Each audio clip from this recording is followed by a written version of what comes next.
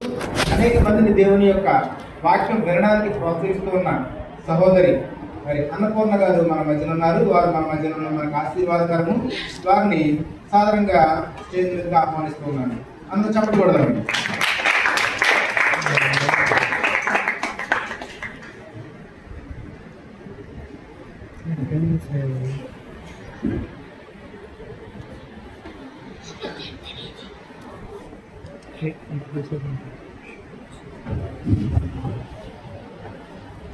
దేవుడు మొదటిగా దేవతి దేవునికి వందనం చెల్లించుకుంటున్నారండి. తర్వాత మరి అవకాశం నాకు ఇచ్చిన పాస్టర్ గారికి నా వందనాలండి.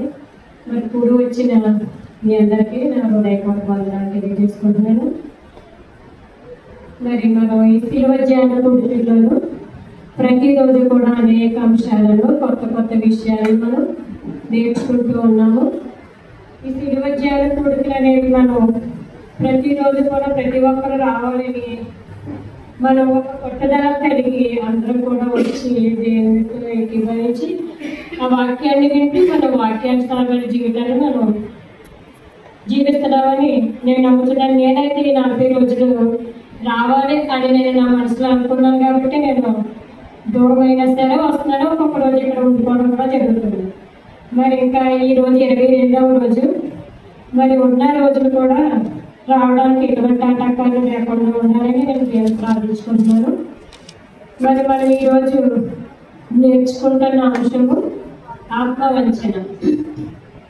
ఆత్మవంచనను మన గురించి మనకు మరి సోదరి మనం చదివించారు కదా. ఆత్మని వంచన చేసుకోవడం అంటే మోసం చేసుకోవడం. మన ఆత్మను మనం మోసం చేసుకోవడం. ఆత్మ వేరు, శరీరం వేరు. ఆత్మ వేరు, శరీరం వేరు. ఆత్మను మనం మోసం చేసుకుంటూ ఉంటాం. ఎలా మోసం చేసుకుంటాం? ఎవరినైనా సరే ఒకరిని తప్పుదారి పెట్టించాలనుకుంటున్నాం అనుకోండి, ఆ విషయం మనకు తెలుసు. అయ్యో మనం ఎలా అనుకుంటున్నాం అని వారి చేత ఇలా చేపిస్తున్నామని మనం అనుకుంటున్నామని మనకు తెలుసు. కానీ మన ఆత్మ చెప్తే అయ్యో వారిని ఎలాగన్నాం, మనం ఇలా చేస్తాం, ఇలా చేయకూడదని తెలిసినా సరే మన ఆత్మను మనం ఏం చేసుకుంటాం? పర్వాలేదు, ఇది ఎవరో తెలుస్తుంది అని చెప్పేసి మనం చేసేస్తూ ఉంటాం. ఈ ఆత్మవంచన అనేది మన హృదయం. ఆత్మ అంటే ఏంటి? మనస్సాక్షి. మన మనస్సాక్షి అనేది మనకు ఉంటుంది. మనసు, ఈ మనసు అంతరాక్షిని మనస్సాక్షి అంటారు, అంతరాత్మ అని కూడా అంటారు. అలాగే మనసు, హృదయం ఇవన్నీ కూడా పర్యాయ పదాల కింద వస్తాయి అన్నమాట. అంటే ఒక ఆత్మకి పర్యాయ పదాల కింద మనస్సాక్షి అనొచ్చు, లేకపోతే అంతరాత్మ అనొచ్చు. ఈ రకంగా మనం అనేక రకాలుగా అనుకుంటారు. మన అతిక్రమములను కప్పుకొనక ఒప్పుకునివాడే ధన్యుడని మనకి పరిశుద్ధ లేఖనంలో తెలియజేస్తుంది. మన అతిక్రమాలంటే మన పాపాలను మనం ఏం చేయాలి? కప్పుకొనకుండా మనం వాటిని ఒప్పుకుంటే మనం ధన్యులము అని కూడా మనకి దైవ లేఖనాలు చెప్తున్నారు. మనం ప్రతిరోజు కూడా ఎన్ని విషయాలు నేర్చుకుంటున్నామంటే ఎక్కువగా మనకి ఈ టాపిక్ అయితే ఆత్మవంచన. కానీ అనేక కొత్త విషయాలు మనం ప్రతిరోజు అనేక మంది బోధకుల ద్వారా వింటాం. విన్నా సరే ఎప్పటికప్పుడు కొత్తగానే ఉంటాయి. మనకి అవి ఎన్నో విషయాలు తెలుసుకుంటాం. కానీ మనందరికీ తెలిసిన విషయాలు అనుకుంటాం. మనకు తెలిసిన విషయాలైనా సరే మనం అవి కొత్తగానే మనం నేర్చుకోవాలి. ఇప్పుడు మన బలహీనతను కూడా ఒప్పుకోకుండా కప్పుకుంటాం. మన బలహీనతలు ఏంటి? ఉదయాన్నే లేచి ప్రార్థన చేయాలనుకుంటాం కానీ చేయలేదు. ఎవరి వరకు నేనే చేయలేకపోతున్నాను, అంటే నన్ను క్షమించని నేను అనుకుంటున్నాను. అంటే ప్రార్థన చేద్దామని అనుకుంటాం, చేద్దామని మనం ఏం చేస్తాము? అలాగే నిర్లక్ష్యం చేస్తాం. తర్వాత చేద్దాం అనుకుంటాం కానీ చేయలేకపోతున్నాం. మనకి మొదట్లో ఉన్న స్థితి కంటే కడపటి స్థితి అంటాం కదా, మొదటి వారు కడపటి వారు అన్నట్టు ముందులో మనం చాలా భక్తిగా ఉంటాం. మేము చిన్నప్పటి నుంచి కూడా మరి నా తల్లిదండ్రులు నన్ను దైవ సన్నిధిలోకి నడిపించారు. ఎక్కువగా ఏర్పాటు ఎక్కడైనా ప్రార్థన అయినా ఏమైనా సరే ప్రతిరోజు పాటలకు ఫస్ట్ నాకే మైకిచ్చేవారు. అనుకోగా రావాలి, పాట పాడాలనేవారు. ఆ పాటలు అనేది నాకు అప్పుడు అనేక బోధన అయ్యి విన్నప్పుడు సరే మనం ఇలా పరిశుద్ధంగా ఉండాలి, దేవుడి అంటే నమ్మకంగా ఉండాలి అని నా తల్లిదండ్రులు కానీ అలాగే నన్ను పెంచారు. అలా మన పరిశుద్ధతలోను మన పవిత్రతలోను ప్రతి విషయంలోనూ కూడా మనం మేలుకోకుండా ప్రార్థన చేయాలని అనేక విషయాల్లోనే నేర్చుకున్నాం. శరీరం బలహీనమే కానీ ఆత్మశుద్ధం. మన శరీరం బలహీనంగా ఉంటుంది కానీ ఆత్మశుద్ధం వల్ల మొన్న కూడా నిన్న మొన్న కూడా మనం ఆ విషయాలు విన్నాం. మనకి ఇక్కడ ఇచ్చిన యోహాన్ గారు రాసిన ప్రకటన గ్రంథంలో మనకి ఏమన్నది ఉంది అక్కడ, ఇదిగో ఆయన మేఘారూఢుడై వచ్చున్నాడు, ప్రతి నేత్రము ఆయనను చూచును, ఆయనను పొడిచిన వారు చూచెదరు, భూజనులందరూ ఆయనను చూచి రొమ్ము కొట్టుకొందరు. అవును ఆమేన్. ఆమేన్ అంటే అలా జరుగును గాక, అవును ఆమేన్ అలా జరుగును గాక అని మనకు అర్థం చెప్తారు. అల్ఫాయు ఒమేగా నేనే, వర్తమాన భూత భవిష్యత్ కాలంలో ఉండువాడిని నేనే అని సర్వాధికారి దేవుడు ప్రభు మనకి సెలవిస్తున్నాడు. ఇప్పుడు చూడండి, ఒక విత్తనాన్ని మనం పాతి పెడితే ఏమవుతుంది, అది చనిపోయి అది మనకి మంచి ఫలాలు ఇస్తుంది. అది చావకుండా మనకి ఫలాలు రావు. మంచి వృక్ష ఫలాలు రావాలంటే అది భూమిలో నాటబడి చనిపోతేనే అది మనకి మంచి ఫలాలు ఇస్తుంది. అలాగే మన ప్రభువైన యేసుక్రీస్తు వారు మన కోసం ఎన్నో శిలువ మరణం పొందారు, అనేక కొరడ దెబ్బలు తిన్నారు, ముఖం మీద ఉమ్ములు వేయించుకున్నారు, పిడిగుద్దులు గుద్దారు. అయినా సరే ఆయన మన కోసం అనేక శ్రమలు పొంది మన కోసం చనిపోయి మళ్ళీ తిరిగి 3వ దినాలు లేచారు. అలాంటి వారు మనకి ఎవరు ఉన్నారు? ఎవరు లేరు. చనిపోయి తిరిగి లేచిన వారు మనకి ఎవరు కూడా లేరు. ఇక్కడ మార్కు 14:38లో చెప్తాడు చూడండి ఒకసారి.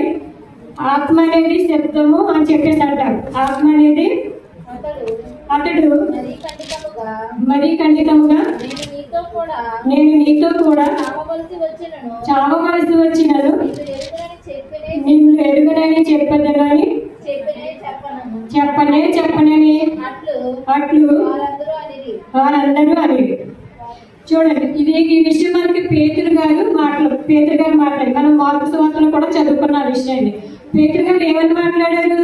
నేను అభ్యంతర పడినను కూడా, నేను ఎవరు అభ్యంతర పడినా కానీ నేను మాత్రం అభ్యంతరం పడను, ఆఖరికి చావవలసి వచ్చినా సరే మీకోసం నేను చనిపోతా కూడా సిద్ధమే అన్న పేతురు గారు ఏమైంది? ఏమైంది?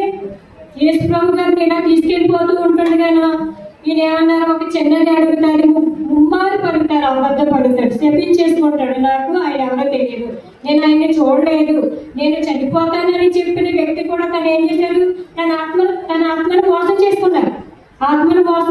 నేను చనిపోవడం కూడా రెడీ అని పేతురు గారు ప్రతి విషయంలో కూడా ఆయన ముందుండేవారు. యేసు ప్రభు గారు గెత్సేమనే తోటకెళ్ళి ప్రార్థన చేద్దామన్నా, లేకపోతే ఒలివల కొండకి వెళ్ళి ప్రార్థన చేయాలన్నా శిష్యులతో అందరితో కలిసినప్పుడు పేతురు మొదటిగా ఉండేవారు. మన యేసు ప్రభు గారు మన కోసం తిరిగి చనిపోయి 3వ దినాన్ని పాతి పెట్టబడి తిరిగి లేచారు మన కోసం, ఎవరి కోసం? మనందరి కోసం. అదే ఆయన రక్తం కార్చి శిలువపై మరణించకపోతే మనం ఇలాగ మనకి రక్షణ భాగ్యం ఉండేది కాదు. అన్యులు ఎలా ఉన్నారు, మనం కూడా అలాగే ఉండేవాళ్ళం. ఇప్పుడు మనం చనిపోయామనుకోండి, మహిమ ప్రవేశం, మరణం అందరికీ ఉంటుంది, కానీ అది మరణం ముగింపు కాదు. మరణం అనేది అందరికీ ఉంటారు, అందరూ చనిపోతారు, కానీ అది ముగింపు కాదు. ఆత్మకి చావలేదు ఇప్పుడు కూడా. అల్ఫై నేనే, ఒమేగా నేనంటే ఏంటి అర్థము?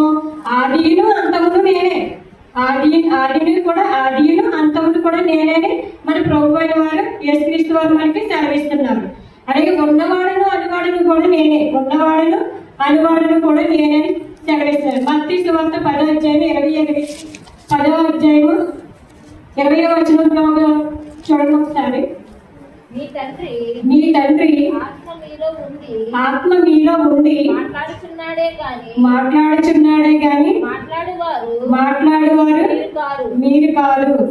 మన దేవుని యొక్క ఆత్మ మనలో ఉండి నాకు మాట్లాడిస్తున్నారు, కానీ ఇక్కడ మాట్లాడేది నేను కాదు. ఎలా మాట్లాడాలి ఏంటంటే, నేను ఫస్ట్ టైం ఇలా పాట ఏదైనా చెప్పాలంటే చెప్పగలను, కానీ ఇలా నేను ఫస్ట్ టైం దేవుడు నాకు ఇచ్చిన అవకాశం అనుకుని నేను ఇలాగా మాట్లాడడానికి సిద్ధపడ్డాను. పాస్టర్ గారు చెప్పినప్పుడు సరే అని సిద్ధపడ్డాను. ఎందుకు? దేవుడు మనకు అవకాశం ఇచ్చాడు. ఈ అవకాశం లేని వారు, ఈ రోజు చూసిన వారికి మనకు కనపడట్లేదు. మనకు మళ్ళీ చాలా మంది అలాగా మనతో కూడా తిరిగిన వారు అందరూ కూడా ఏమైపోతున్నారు? మరణం అయిపోతున్నారు. మన వారి కోసం బాధపడతాం. అదే కాకుండా ఆత్మ పదాలు కూడా 1 కొరింథీ 6:11 కూడా ఉంటాయి. చూడండి ఒకసారి. పరిశుద్ధ లేఖనాల ద్వారా మనం తెలుసుకోవచ్చు. 1 కొరింథీ 6:11 మీలో కొందరు అట్టివారే ఇంటిరి గాని ప్రభువైన యేసుక్రీస్తు నామమును దేవుని మన దేవుని ఆత్మ యందును మీరు కడుగబడి పరిశుద్ధపరచబడిన వారే నీతిమంతులుగా తీర్చబడుతుంది. మనం పరిశుద్ధులైన నశించిపోయిన ఆ శరీరంతో యుగయుగాలు మహిమ శరీరంతో ఉంటారు. ఇప్పుడు చనిపోయిన వాళ్ళందరూ మళ్ళీ తిరిగి రెండవ రాకడలో లేస్తారు. లేచినప్పుడు వాళ్ళు ఏంటి మహిమ శరీరంతో లేస్తారనమాట. వాళ్ళందరూ కూడా వాళ్ళు మహిమ శరీరంతో తిరిగి లేస్తారు. వాళ్ళందరూ కూడా రెండవ రాకడలో లేస్తారు. ఆ రోమ 14-11 వచ్చిన ఒకసారి చూద్దాం. చూడండి, రోమ 14వ అధ్యాయం 11వ వచ్చిన. నా తోడు ప్రతి మోకాలును నా ఎదుట వంగును ప్రతి నాలుకయు దేవుని స్తుతించును అని ప్రభువు చెప్పుచున్నాడు. ప్రభు చెప్తున్నది ఏంటి? నా తోడు ఆయన పిడిగుద్దులు గుద్దినవారు, గొడవలతో కొట్టినవారు, ఆయన వీపి మీద గుద్దినవారు, ముఖం మీద ఉమ్మేసిన వారు, ప్రతి వారు కూడా, ప్రతి మోకాలు, ప్రతి ఒక్కరు కూడా నా ఎదుట వంగాలి, ప్రతి నాలుక కూడా నన్ను స్తుతించాలి అని ప్రభువు యేసుక్రీస్తు వారు స్తుతిస్తున్నారు. ఇప్పుడు మనకన్నా ఎక్కువ చాలా మంది దేవుని తెలుసుకుని ఉంటున్నారు. దేవుని తెలుసుకుని దేవుని యందు భయభక్తులు కలిగి జీవిస్తున్నారు. దేవుడు ప్రతి నాలుక, ప్రతి ఒక్కరు కూడా చూడండి, మనం ఏం చేస్తూ ఉంటాము, వంట చేసుకున్నప్పుడు అలాగా ఏదో చిన్న చిన్నగా పాటలు పాడుకుంటూ, అంటే మన దేవుడు స్తుతించుకుంటూ తిరుగుతున్నాం. ఆ దేవుడు స్తుతిస్తూ తిరుగుతున్నాం. అలాగే ప్రతి మోకాలు, మనం కొంతమంది రాగానే మోకాళ్ళు ఎత్తి దేవుని 2 చేతులు పైకెత్తి ప్రార్థన చేసుకుంటారు. ఎందుకు? దేవుని వైపు మనం కన్నులు ఎత్తి ప్రార్థన చేస్తే మన మొర దేవుడు ఆలకిస్తాడు. అంతేగాని ఆలకిస్తాడు. అలాగా దేవుడు మనకి అనేక అద్భుతాలు చేస్తాడు. మన జీవితాల్లో మనం అందరం కూడా అనేక అద్భుతాలు మన జీవితాల్లో ఎన్ని మేలు చేస్తున్నాడంటే దేవుడు అవన్నీ వివరించగలము. మనం ఎలా సజీవుల లెక్కలో ఉంచాం, ఇలా ఉన్నామంటే ఇదంతా దేవుని యొక్క ఉచితమైన కృప. ఈ ఉచితమైన కృప మనందరికి కూడా దేవుడు దయచేశాడు. అలాగే మనకి గలతీలో ఆత్మ ఫలాలు కూడా ఉంటాయి. మనకి ఆత్మ, ఈ ఆత్మ అనేది కూడా 2 రకాలుగా ఉంటుంది. 2 రకాలు. ఒకటి పరిశుద్ధాత్మ, రెండవది దురాత్మ కూడా ఉంటుంది కొంతమందిలో. ఈ దురాత్మ గారు అపవిత్రాత్మ పట్టిన స్త్రీ గురించి మనం తెలుసుకోవచ్చు. ఆవిడకి ఏ ఆత్మ పట్టింది? అపవిత్రాత్మ. కొంతమందికి దయ్యం పట్టిందంట. అది కూడా ఆ దురాత్మ. ఆ దురాత్మ ప్రతి ఒక్కరిలోనూ ఒక్కొక్కరిలో చూడండి. ఇప్పుడు మనకి పాష గారు బోధిస్తూ ఉండగా చిన్నపిల్లలు ఏడవడం, లేకపోతే కూర్చుని నిద్రపోవడం, ఇలా చేసేది ఏంటి? సాతాను శోధిస్తుంటాడు. వీళ్ళని గలిబిలి చేయాలని చెప్పి మనకి సాతాను అలాగా శోధిస్తూ ఉంటాడు. అలాగే యెషయా 23:13 కూడా ప్రతి నాలుక నన్ను స్తుతించాలి, ప్రతి మోకాలు కూడా నా నామాన్ని వంగాలి, నమస్కరించాలి, ప్రార్థన చేయాలని దేవుడు చెప్తున్నాడు. ఒకసారి చూద్దామండి. యెషయా 29:13 వచ్చింది. ప్రభు ఇలాగ సెలవిచ్చుచున్నాడు, ప్రజలు నోటి మాటతో నా యొద్దకు వచ్చుచున్నారు, పెదవులతో నన్ను కనపరుచుచున్నారు కానీ తమ హృదయములు నాకు దూరము చేసుకొని ఉన్నారు. మనం ప్రభువా అని ప్రార్థిస్తున్నాం, చేస్తున్నాం, అన్ని చేస్తున్నాం, కానీ మనం పెదవులతోటే కనపరుస్తున్నామని దేవుడు మనతో మాట్లాడుతున్నాడు. నిజమేనండి. మనందరూ కూడా, నేను కూడా అంతే, మన పెదవులతోటే కనపరుస్తున్నాం, కానీ మన ఆత్మను దేవుడు దగ్గరగా ఉంచుతున్నామా లేదా అని మనం పరిశీలన చేసుకోవాలని మనకి దేవుడు శిల్వజ్ఞానకుడిలో అనేక మర్మాలు, అనేక కొత్త విషయాలు మనతో దేవుడు మాట్లాడుతున్నాడు. నేనైతే చాలా ఆనందిస్తున్నాను. ప్రతిరోజు ఏదో ఒక విషయాన్ని మనం నేర్చుకుంటాం. ప్రతిరోజు మరి మేము పెద్దకొస్త సంఘంలో ఉండేవాళ్ళం. మాకు ఇలాగా శిల్వజ్ఞాన కూడికలని అలాంటివి ఏమి ఉండవు. ఈ శిల్వజ్ఞాన కూడికలని 40 రోజులు, 54 రోజులు అని అనుకునేవాళ్ళం. కానీ దేవుని సన్నిధిలో ఒక గంట గడపడం దేవుడిలో మనకి చాలా ఆశీర్వాదకరం. అలాగే మన భక్తుడైన పాట కూడా ఉంటుంది. ప్రభు యేసు నా రక్షక అనే పాట ఉంటుంది. ఆ పాటలో కూడా ఏముంటది? లోక అల్ఫయు నేనే ఒమేగయు, ప్రభు యేసు నా రక్షక, నసగు కన్నులు నాకు నిరతము నిన్ను చూడా. ప్రభు యేసు నా రక్షక, నసగు కన్నులు నాకు నిరతము నిన్ను చూడా. అల్ఫయు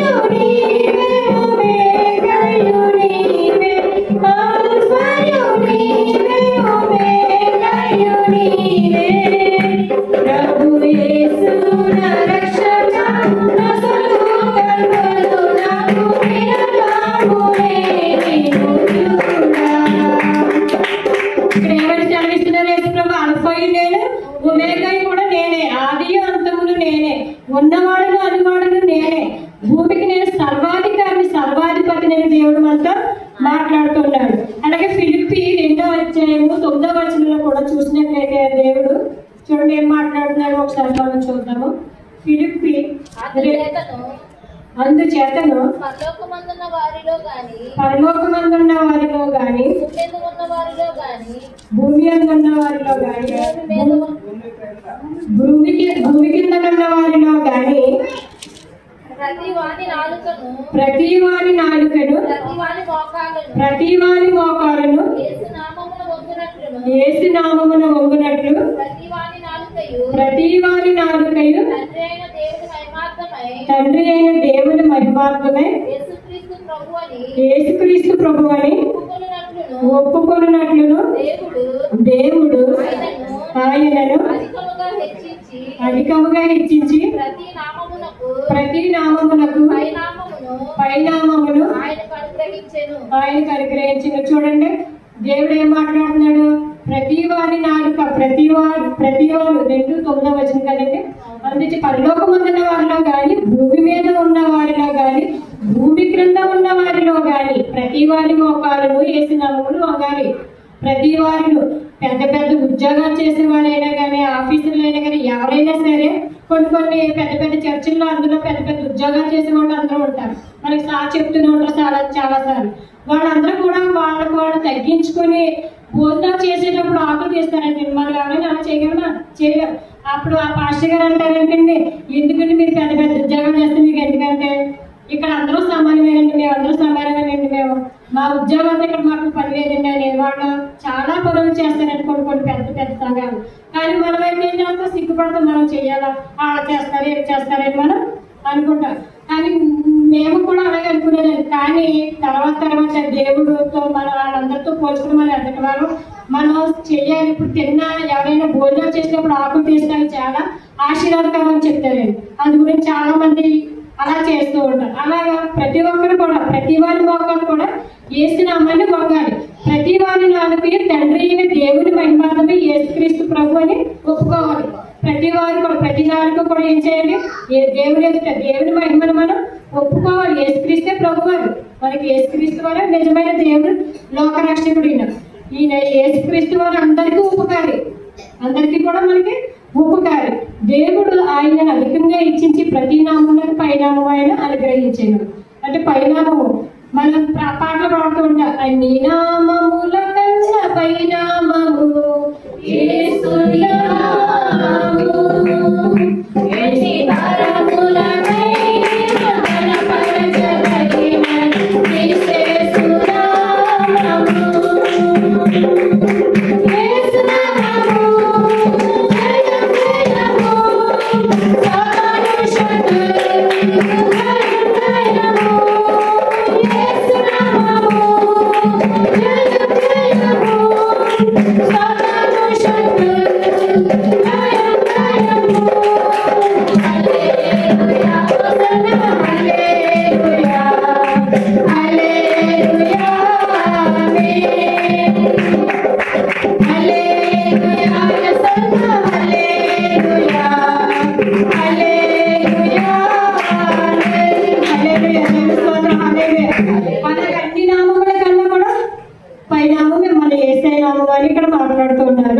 అలాగే వర్తమాన భూత భవిష్యత్ కాలంలో కూడా ఉండువాడిని ప్రకటనలో మనకి తెలియజేస్తుంది. మనం చదువుకున్న వార్తలో మన దాంట్లో ఉంది. చూడండి, వర్తమాన భూత భవిష్యత్ కాలంలో ఉండువాడు నేనని సర్వాధికారి దేవుడు ప్రభు మనకి సెలవిస్తున్నాడు. వర్తమాన కాలం అంటే ఏంటి? వర్తమాన ప్రజెంట్ మనకి జరుగుతున్న కాలాన్ని మనం వర్తమాన కాలం అంటాం. భూతకాలం జరిగిపోయిన కాలం, భవిష్యత్ కాలం అంటే జరిగిపోయే కాలం, రాబో కాలం, అన్ని కాలాల్లో కూడా దేవుడే మనకి సర్వాధికారి అని మనకి ప్రభు అయిన యేసుక్రీస్తు వారు మనతో మాట్లాడుతున్నది ఈ రాత్రికాల సమయంలో మనతో మాట్లాడుతూ ఉన్నారు. అలాగే యేసుక్రీస్తు ప్రభు వారు మన రెండోది కూడా చూసుకున్నప్పుడు ఏం జరుగుతున్న పేతురు గారి గురించి మనం చదువుకున్నాం. మార్కు సువార్త 14వ అధ్యాయంలో మనం పేతురు గారి గురించి మనం చదువుకున్నాం. ఒకసారి చదువుతాడు. మార్కు సువార్త 14వ అధ్యాయము 16 నుంచి 72వ వచనంలో మనం పేతురు గారి గురించి ప్రతిరోజు కూడా పేతురు గారి గురించి మనకి వస్తుంది. పేతురు గారి గురించి ఆ పలికితే అతన్ని చూచి అతనిని చూచి మీరు వారిలో ఒకడని దగ్గర నిలిచిన వారితో మరలా చెప్పసాగాడు. అతడు మరలా నేను కాని కొంతసేపు అయిన తర్వాత దగ్గర నిలిచి ఉన్నారు మరలా పేతురును చూచి నిజముగా నీవు వారిలో ఒకడు నీవు గలిలయుడు కదా అన్నది. అందుకతడు మీరు చెప్పుచున్న మనిషిని నేను చెప్పి శపించుకొనుటకును ఒట్టు పెట్టుకొనుటకును మొదలు పెట్టాను. వెంటనే 2వ వారు కోడి కోసాను. ఇక్కడ చూడండి, పేతురు గారు యేసు ప్రభు శిష్యుల్లో ఫస్ట్ లో యేసు ప్రభు గారు కూడా 70 మంది శిష్యులు ఉండేవారంటే, ఆ 70 మంది శిష్యులు యేసు ప్రభు గారు చెప్పిన చేసింది అన్ని కూడా శిష్యులు అంటే వారు యేసు ప్రభుని అనుసరించి ఆయన ఎలా చేస్తారు ఏంటి అవన్నీ కూడా తట్టుకోవాలి. అలా తట్టుకుని చివరికి నిలబడిన వాళ్ళు 12 మంది శిష్యులు. ఆ 12 మంది శిష్యుల్లో కూడా సీమోను పేతురు గారు మొదట ఆయన ప్రతి విషయంలో కూడా ముందుండేవారు. ఆయన ఏదైనా సరే ఇప్పుడు మేము స్కూల్లో ఏదైనా చెప్పినప్పుడు ఫస్ట్ నేను చెప్తాను అన్నట్టు పేతురు గారు ఏం చేసేవారంటే ఆ శిష్యులందరితో కూడా ఈ పేతురు గారు ఏదంటే అదే శిష్యులు కూడా అలాగే అనేది. అలాగా చలి కాచుకుంటుండగా అలాగే ముమ్మారు నేను చూడలేదు, యేసు ప్రభు గారిని చూడలేదు, ఆయన ఎవరో నాకు తెలియదని ముమ్మారు పలికాడు. ఆ పలికినట్టు మనం వింటాం. ఏంటి అక్కడ ముమ్మారు ఎందుకు పలికాడు? అసలు నేను అర్జంతర పడినా సరే ఎవరు అర్జంతర పడినా సరే నేను అర్జంతర పడినాను కూడా వేసేవారు అని యేసు ప్రభు గారితో చెప్పారు. అవసరమైతే చావనే వస్తే నేను చనిపోవడం కూడా సిద్ధంగా ఉన్న ఆయన ఆఖరికి అక్కడ వాళ్ళందరూ కూడా మీరు యేసు ప్రభుతో కూడా తిరిగిన వారే కదా, అక్కడక్కడ మిమ్మల్ని అక్కడ చూసాము, ఆయనతో చూసామని చెప్పినప్పుడు నేను చూడలేదని తన ఆత్మను తనే ఏం చేసుకున్నారు? ఆత్మవంచన చేసుకున్నాడు, ఆత్మను మోసం చేసుకున్నాడు తన ఆత్మను. అలాగే ఎందుకు చేసుకున్నాడు? అది దేవుని ప్రణాళిక అయి ఉంటది. అప్పుడు ఒకవేళ పేతురు అలా కాకుండా నేను చూస్తానని చెప్పుకుంటే మనకి రక్షణ భాగ్యం ఉండదు కాదేమో, అంతే కదండి. ఆయన మరి శిలువపై మరణం పొందేవారు కాదు. అప్పుడు పేతురు గారు అలా చెప్పేశారు, నేను చూసానండి అని చెప్తే అది దేవుని ప్రణాళిక ఎలా ఉండాలో అలాగే జరుగుతుంది. కానీ మనం అనుకుంటాం పేతురు గారు ఎలా మాట్లాడారు అని చెప్పేసి అనుకుంటాం. కానీ పేతురు గారు కూడా ఆయన కూడా చాలా పరిశుద్ధాత్మ వరం కలిగిన ఆయన పరిశుద్ధాత్మ ఉంది, స్వస్థత వరం ఉంది. ఆయనకి అనేక మందిని స్వస్థతలు పరిచాడు. ఆయన నీడ పడిపోతే చాలు అని అనేక మందికి స్వస్థతలు జరిగాయి. అనేక చోట్ల ప్రసంగాలు అయ్యి చేసినప్పుడు అనేక మంది మారు మనసు పొంది ఆయన బోధ ద్వారా అనేక మంది రక్షింపడ్డారు. పేతురు అంటే అర్థం ఏంటనుకుంటున్నారు? పేతురు అంటే బండరాయి. ఇవన్నీ కూడా మనకు తెలిసిందే, తెలియని మనకి చెప్పుకోవడం. మనకి అనేక మంది బోధకుల ద్వారా మనం వింటున్నాం. పేతురు గారు అనగా అర్థం బండ రాయి. క్రీస్తే బండ అంటారు కదా మనకి, బండ రాయి. అది ఎలా ఉంటుంది? బండరాయి చాలా కఠినంగా ఉంటుంది. బండరాయిలాగా ఉండదు, నీ మనసు బండరాయిలాగా ఉంది అయిపోయింది అంటారు కదా. అంటే బండ అంటే అది కరగదు. అది ఏంటంటే దేవుడి ప్రణాళిక, దేవుడి చిత్త ప్రకారం జరగాలి కాబట్టి అలా జరిగింది. అలాగే ఈ నివాసం ఎక్కడ చేసేవారు? నివాసం ఎక్కడ ఉండేవారు పేతురు గారు అంటే ఆయన ఒక సముద్రంలోనూ జాలరైన అనేక ఉదయాన్నే తెల్లవారుజామున సముద్రంలో వేటాడేవారు. వాళ్ళ వృత్తి సముద్రంలో చేపల వృత్తి చేసేవారు. అలాగే నివాసం అయిన కపెర్నహూములో ఉండేవారు. పేతురు గారు జ్వరం వచ్చిందని చెప్పేసారు. కానీ పేతురు గారు కపెర్నహూములో జరిగారు. ఆయన కట్టు ఒక ఇల్లు ఉందని కానీ ఏం కూడా మనకి తెలియచేయలేదు. కానీ పేతురు గారు చాలా గొప్ప విశ్వాస. ఆయన ప్రతి విషయంలో కూడా ముందే ఉండేవారు. తనను తానే మోసం చేస్తున్నారు పేతురు గారు. ఎందుకంటే నేను తెలియను మరి ఎందుకు అనుకున్నారు. అనేక మంది యేసు ప్రభు గారిని పట్టుకోవడానికి వచ్చినప్పుడు కూడా కత్తితో ఒకటి చెవి కూడా నరికేస్తారు. అంత దూసుకుని వెళ్ళిపోతారు. అంటే ప్రతి దాంట్లో కూడా స్పీడ్ గా ఆయన ఉండేవారు. అలాంటిది మా పేతురు గారి మత్తయి సువార్త, మార్కు సువార్త, లోకా సువార్త, యోహాను సువార్త, ఈ 4 సువార్తల్లో కూడా ఆయన అనేక దేవునితో కూడా యేసుక్రీస్తు వారు ఎక్కడికి వెళ్తే అక్కడ ఆయన కూడా వెళ్ళినట్టు మనకి కనిపిస్తూ ఉంటాడు. ఆ తర్వాత వచ్చి చూడండి. అది మత్తయి సువార్తలో అయితే నీ విషయమే నేను చెప్పాను, ఆ విషయం అయిపోయింది. మార్కు 14:6లో 69 కూడా మనం చదువుకున్నాం. జ్ఞాపకం తెచ్చుకొని అంటే ఒక్కొక్క మార్కు గారు ఆ శిష్యులే, మత్తయ్య గారన్నా మార్కు గారన్నా లోకా గారు ఒక డాక్టర్ గారు వీళ్ళందరూ కూడా ఆయన శిష్యులే. ఆయన శిష్యులు అనేక ఒక మనకి వాక్యాలు రాశారు, వాళ్ళ ప్రకారంగా రాశారు. మార్కు సువార్తలో అయితే ఈయన జ్ఞాపకం తెచ్చుకుని యేసుక్రీస్తు వారు ఆయన ముందు అప్పగించబడిపోతామన్న రాత్రి ఒక రొట్టెని ఎత్తుకుని వాళ్ళందరూ కూడా ప్రార్థించుకున్నప్పుడు ఏం చెప్పారు? ఈ చెప్పారు కానీ మర్చిపోయి ఆ మాటలు జ్ఞాపకం తెచ్చుకుని తల పోసుకుంటూ ఏడుస్తున్నారంట పేతురు గారు.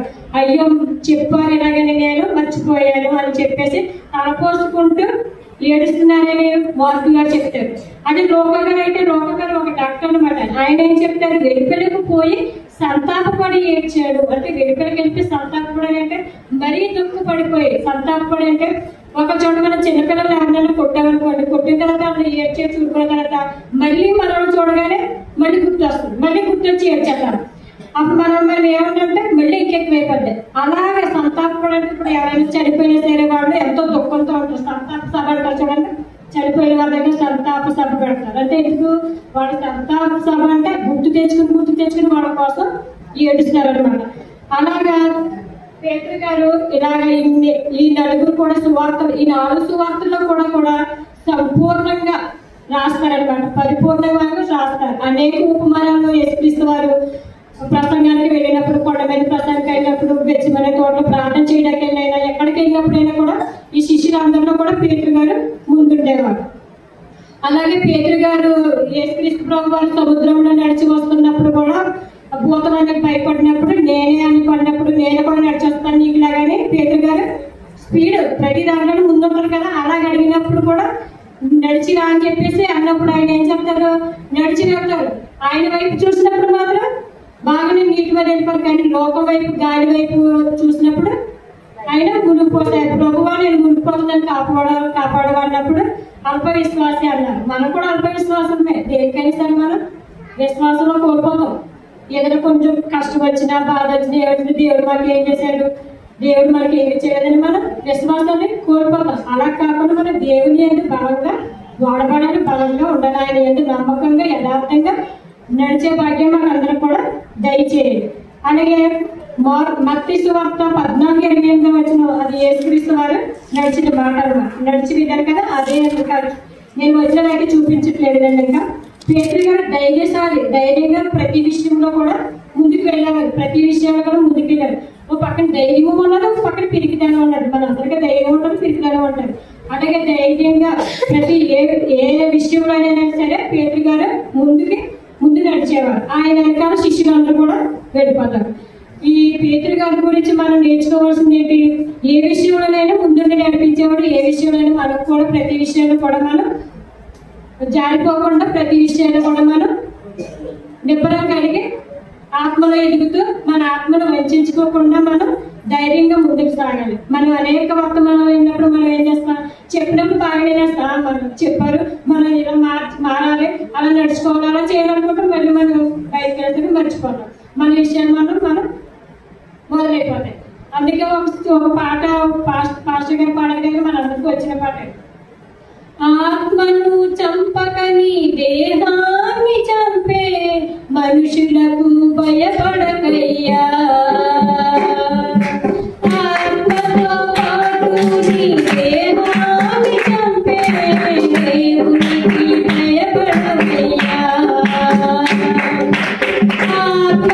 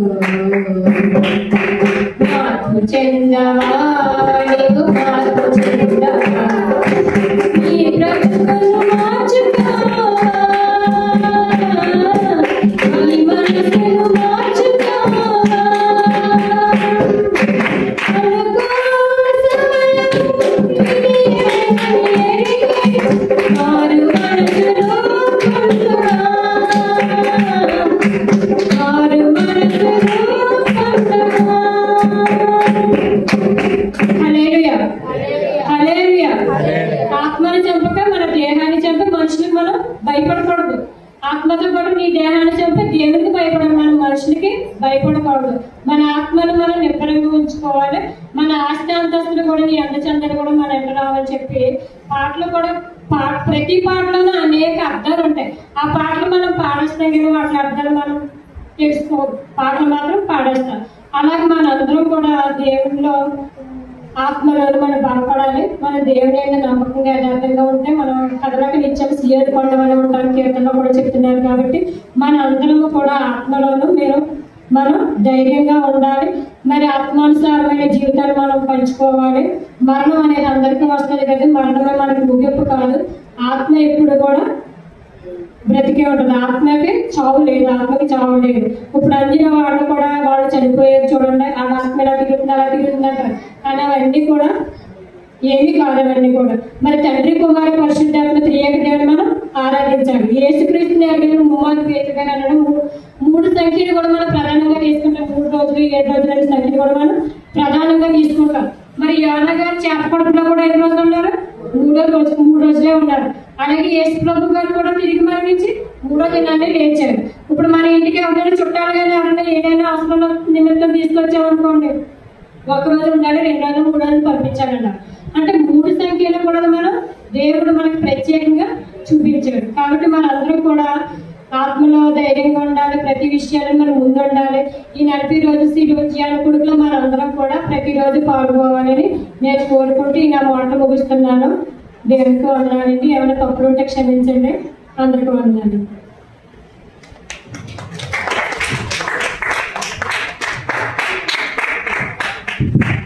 దేవునికి స్తోత్రం. హల్లెలూయా. సహోదరి ఎంతో చక్కగా మొట్టమొదటిసారి ప్రీచింగ్ అంటే దేవుని యొక్క వాక్యాన్ని మొత్తంలో చెప్పడం చక్కగా చెప్పారు. మా చర్చ గుర్తొచ్చింది నాకు. మాది పెంతుకొస్తే చర్చే.